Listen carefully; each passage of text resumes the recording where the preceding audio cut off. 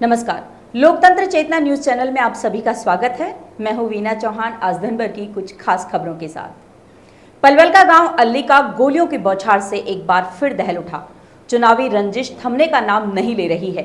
गांव में पुरानी रंजिश के चलते एक व्यक्ति को गोलियों से मौत के घाट उतार दिया, जबकि मृतक के एक महिला सहित 2 परिजन इस गोलीबारी में घायल हो गए।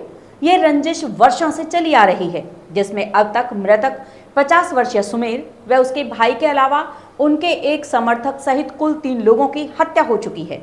फिलहाल पुलिस ने मौजूदा सरपंच निशा, उसके पति हेमराज के अलावा 20 नामजद लोगों के खिलाफ हत्या के प्रयास सहित अन्य संबंधित धाराओं में मामला दर्ज कर लिया है।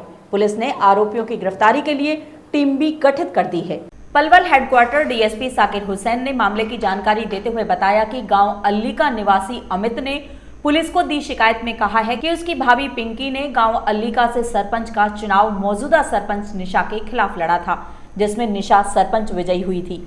जब उन्हें पता चला कि मौजूदा सरपंच निशा ने चुनाव में फर्जी शैक्षणिक योग्यता का सर्टिफिकेट लगाया था, जिस संबंध में उसके चाचा के लड़के उत्कर्ष ने जिला उपायुक्त कार्यालय व सीएम विंडो सहित चुनाव कार्यालय में निशा सरपंच के खिलाफ उसके फर्जी शैक्षणिक योग्यता के बारे में आरटीआई लगाई हुई थी, जिसमें जिला उपायुक्त कार्यालय से निशा सरपंच को 27 सितंबर को अपना पक्ष रखने के लिए बुलाया गया था, जहां पर उत्कर्ष भी गया हुआ था।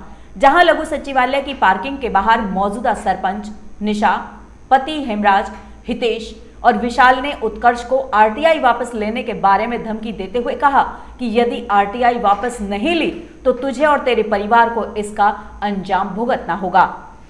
बुधवार की रात करीब 10 बजे उक्त आरोपी षड्यंत्र रचकर लाठी, डंडा, सरिया, कुल्हाड़ी, फावड़ा और अवैध हथियारों से लैस होकर के स्कॉर्पियो गाड़ी व 2 बाइक पर सवार होकर उसे जान से मारने की नियत से उसके चाचा देशराज के घर पहुंचे, जहां पर उसके चाचा सुमेर पहले से ही मौजूद थे।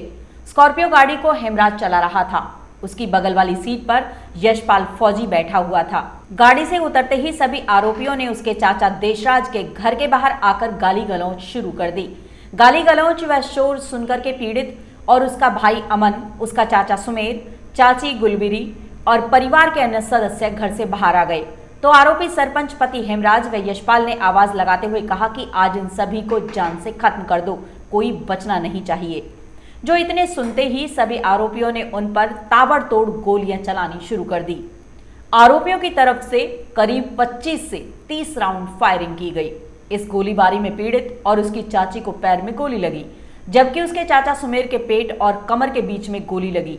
इसके बाद सभी आरोपी वहां से हवा में हथियार लहराते हुए मौके से फरार हो गए, जिसके बाद परिवार के अन्य सदस्यों ने सभी घायल हुए लोगों को उपचार के लिए पलवल के नागरिक अस्पताल पहुंचाया। वहां डॉक्टरों ने उनकी हालत को गंभीर देखते हुए हायर सेंटर के लिए रेफर कर दिया।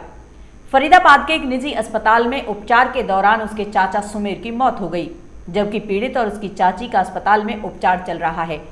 पीड़ित ने शिकायत में बताया कि इस गोलीकांड में गांव निवासी मौजूदा सरपंच निशा, हेमराज, सूरज, यशपाल, संदीप, विशाल, प्रत्येक, जय, प्रदीप, हितेश, कृष्ण, मोहित, महेंद्र, पूर्व सरपंच कृष्ण, निखिल, सौरभ, मनीष, सौरभ उर्फ लीले, नेपाल व सतीश शामिल हैं।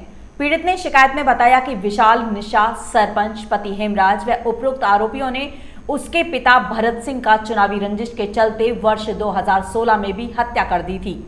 इसके अलावा उनके साथी दिगंबर का भी 2021 में इसी तरह से हत्या की गई थी, जिस संबंध में पुलिस थाने में पहले से ही मुकदमा दर्ज है, जो मामला अदालत में विचाराधीन है। हेमराज, सतीश, नेपाल, लीले, मनीष, विशाल, हितेश, यशपाल, कृष्ण व मोहित सभी कुछ दिनों पहले पूर्व सरपंच महेंद्र से मिलने के लिए बुलंदशहर जेल उत्तर प्रदेश गए हुए थे। शिकायत में बताया कि पूर्व सरपंच महेंद्र सिंह की शह पर सभी आरोपियों ने इस हत्याकांड को अंजाम दिया है।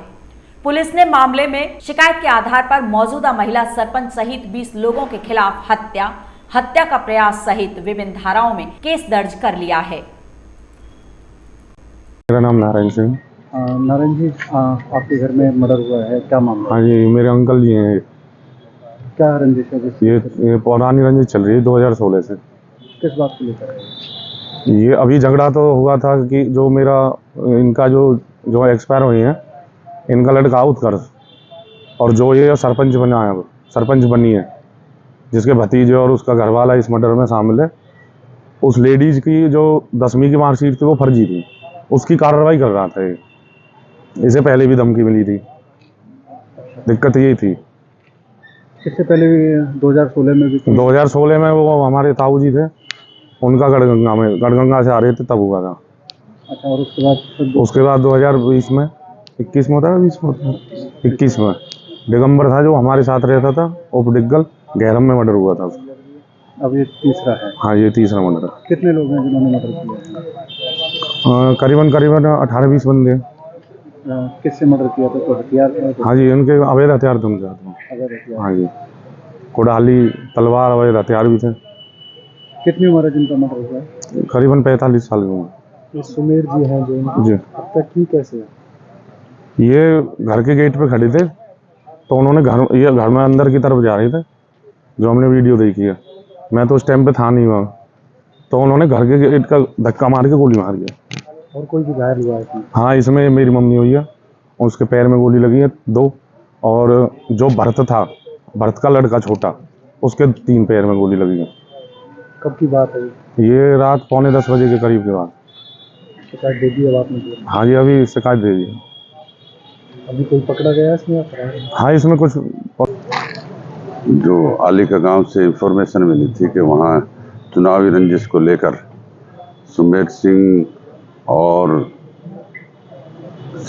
मौजूदा सरपंच उनकी पार्टियों में कोई गोलीबारी हुई है, जिस संबंध में सुमेर सिंह अपने इलाज के लिए जीएच से रेफर उधर सर्वोदय गया था, जहां गोली लगने से उसकी मौत हो गई। जो दो और उसमें उनके साथी इंजर्ड हैं। बाकी इसमें मुकदमा दर्ज कर लिया गया है और इसमें जो भी नामजद आरोपी हैं उनको जल्दी गिरफ्तारी की जाएगी। कितने समय से चल रहा है इनका रंजिश को पता लगा? ये अभी फिलहाल तो इसमें जो पंचायत के इलेक्शनों में इनकी आपस में एक मुकदमा दर्ज हुआ था, जिसमें उसके बाद उसमें मृतक के परिवार से जो अंदर है, कस्टडी में है। बाकी इनकी पुरानी भी रंजिश है कुछ चुनाव से संबंधित। कितने लोगों के खिलाफ मामला दर्ज है? इसमें इन्होंने जो एफआईआर में जो इन्होंने 18-20 नाम दिए हैं, जो बाई नेम हैं, जिनके खिलाफ किसी की गिरफ्तारी हो गई है? अभी पोस्टमार्टम किया जा रहा है और हमारी टीमें लगी हुई हैं, जल्दी गिरफ्तारी की जाए।